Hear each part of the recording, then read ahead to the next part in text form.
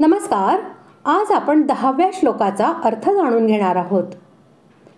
अशा प्रकारे सांख्य योग्याच्या साधनाचे स्वरूप सांगून आता 10व्या व 11व्या श्लोकांमध्ये भगवंत कर्मयोग्याच्या साधनेचे फलासहित स्वरूप सांगत आहेत.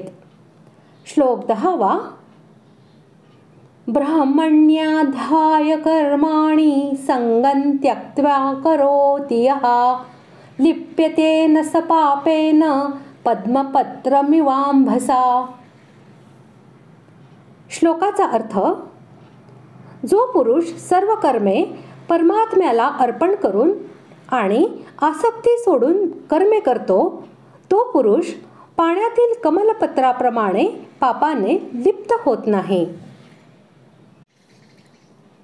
ईश्वराची भक्ती, देवांची पूजा, माता पितादी गुरुजनांची सेवा, यज्ञ, दान, तप व वर्णाश्रमानुकूल अर्थोपार्जनासंबंधी तसेच खाणे-पिणे इत्यादी शरीरनिर्वाहासंबंधी जितकी म्हणून शास्त्रविहित कर्मे आहेत, ती सर्व ममतेचा पूर्ण त्याग करून सर्व भगवंतांचे आहे असे समजून भगवंतांसाठी भगवंतांची आज्ञा व इच्छा यांच्या अनुसार तो भगवंत जसे करवितो तसेच कळसूत्री बाहुलीप्रमाणे करणे म्हणजे परमात्म्याला सर्व कर्मे अर्पण करणे होय.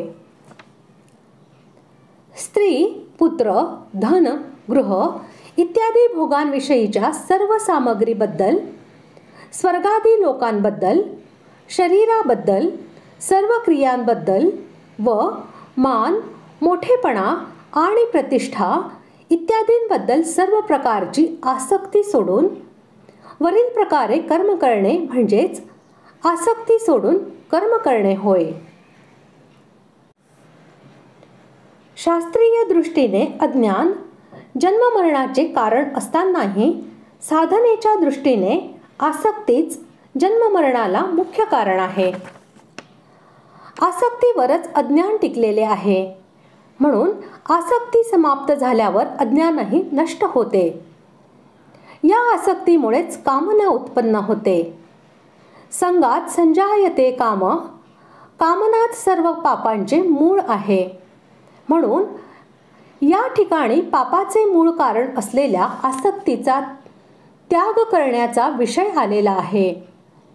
कारण आसक्ती असेपर्यंत मनुष्य पापापासून मुक्त होऊ शकत नाही आणि आसक्ती नसेल तर मनुष्य पापाने लिप्त होत नाही. कोणतीही क्रिया करताना क्रियाजन्य सुख उपभोगल्याने तसेच त्याच्या फलाविषयी आसक्ती ठेवल्याने त्या क्रियेशी संबंध सुटत नाही, तर सुटण्यापेक्षा अधिक वाढतो.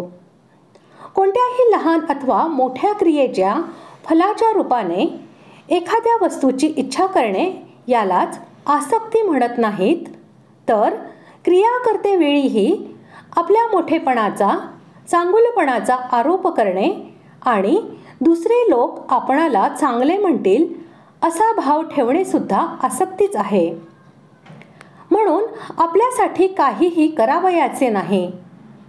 ज्या कर्मापासून आपल्यासाठी कोणत्याही प्रकारचे थोडेही सुख मिळविण्याची इच्छा असेल तर ते कर्म आपल्यासाठी होते. आपल्या सुखसुविधा आणि सन्मान यांच्या इच्छेचा संपूर्णपणे त्याग करून कर्म करणेच उपर्युक्त पदांचा अभिप्राय आहे. ही किती श्रेष्ठ गोष्ट आहे की भगवंताला सन्मुख होऊन भक्तियोगी संसारात राहून संपूर्ण कर्म भगवत प्रीत्यर्थ करत असतानाही कर्माने बांधला जात नाही.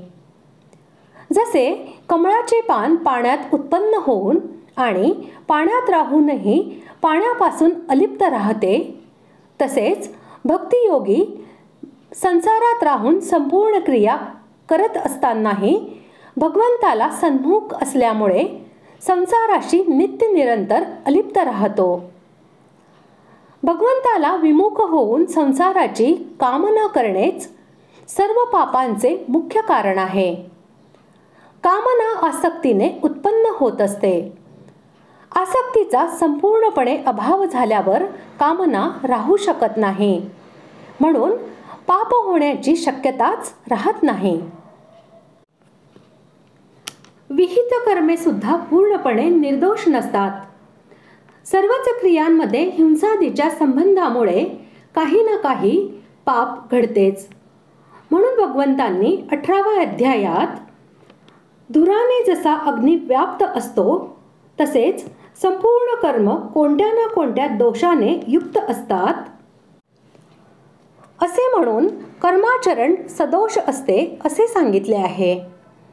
म्हणून जो मनुष्य कर्मफलाच्या कामनेला आणि आसक्तीला बळी पडून भोगासाठी व आरामासाठी कर्म करतो तो पापापासून वाचू शकत नाही.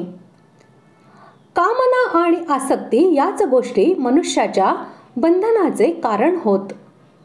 म्हणून ज्या पुरुषाच्या ठिकाणी कामना आणि आसक्ती यांचा पूर्ण अभाव झालेला आहे तो पुरुष कर्म करीत असतानाही पापाने लिप्त होत नाही असे म्हटले आहे.